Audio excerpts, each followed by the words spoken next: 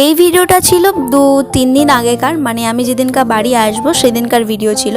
ভিডিওটা আমি আজ শেয়ার করছি। বাড়িতে আসার ওই 3-4 দিনের মতো হয়ে গেছে, ভিডিওটা আমি আজ তোমাদের সাথে শেয়ার করছি। অ্যাকচুয়ালি বাড়ি আসলেই জানোই অন্যমনস্ক থাকার কারণে ভিডিও ঠিকঠাক করা হয়নি আর কি। তারপরে এবার আমি একা আসিনি, এবার আমার হাজব্যান্ডও আমার সাথে এসেছে।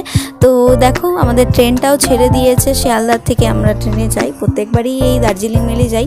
আর রাত্রে বাইরের দৃশ্যটা তো বেশ লাগেই দেখতে। দেখো আমি অল্প একটু ভিডিও ক্লিপ নিয়েছি, তো সেজন্যই তোমাদের সাথে একটুখানি শেয়ার করলাম। এর মধ্যে ঢুকতে দেখো আমরা এর দক্ষিণেশ্বরটা দেখানোর চেষ্টা করেছিলাম, কিন্তু জানি না ঠিক এবার দেখা যায়নি কেন। হালকা হয়তো দেখা যাবে, তোমরা চাইলে একটু ভালোটা স্লো করে ভিডিওটা দেখে নিতে পারো। তো দেখো আমরা এর মধ্যে দক্ষিণেশ্বরটা পার করলাম। তো রাত্রি হয়ে গেছিলো বলে ডিনারটাও করে নিয়েছি। ডিনারে খেয়েছিলাম এই কাবলি চানা রুটি, এটা আমি বাড়ি থেকে করে নিয়ে এসেছি, এবার আর বাইরে থেকে খাবার কিছু খাইনি। তো তারপরে এই দেখো সকালে, রাতে তো ঠিকঠাক ঘুম হয়নি, মানে আমি ঘুমোইনি আর কি রাতে, আমার ট্রেনে জানি না কেন ঘুম হয় না।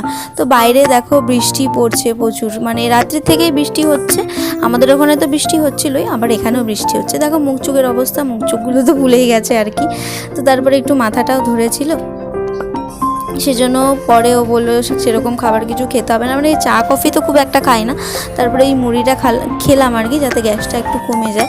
তো এই মুড়িটা খেয়েছি, খেয়ে আর পরে ভিডিও ক্লিপ নেওয়া হয়নি। বাড়িতে এসেছিলাম মানে বৃষ্টির জন্য আর কোনো ভিডিও নেওয়া হয়নি।